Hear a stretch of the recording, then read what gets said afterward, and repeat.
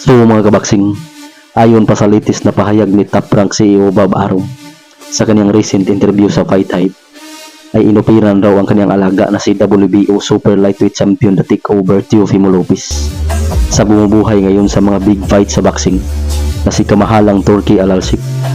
Ngunit nasa mga kamay na lang daw po ito ni Teofimo kung kanyang tanggapin na nasabing offer, dahil dagdag pa ni Arum mga kabaksing na akseptado na niya ang nasabing fight deal.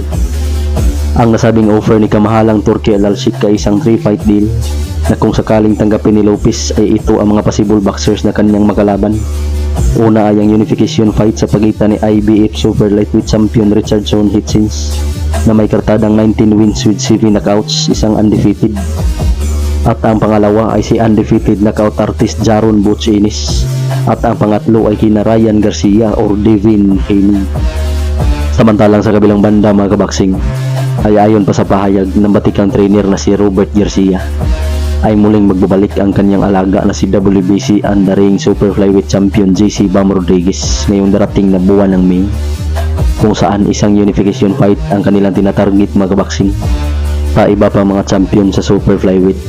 Matatandaan natin mga kabaksing na hawak ang WBA belt ni Fernando Puma Martinez, samantalang ang WBO ay hawak ni Pumilili Cafu, samantalang bakante naman ang IBF belt.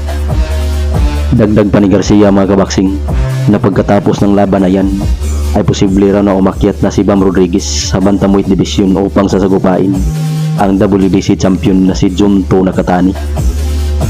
Samantalang bukas na rin po magaganap mga kabaksing ng isang undisputed fight sa Ariake Arena sa Tokyo, Japan, kung saan ididepensa ni The Monster Naoya Inoue ang kanyang undisputed titles sa Super Bantam kontra sa isang Koreano na si Ye Joon Kim.